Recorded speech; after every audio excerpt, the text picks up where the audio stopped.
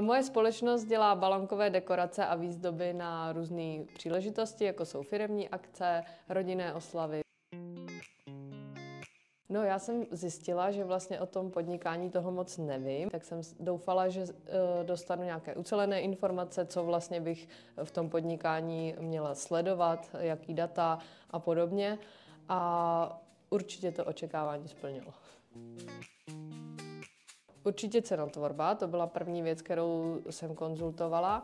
Potom celkové jako řízení financí nebo základní přehled finanční o tom projektu, kam ten biznis má směřovat a tak.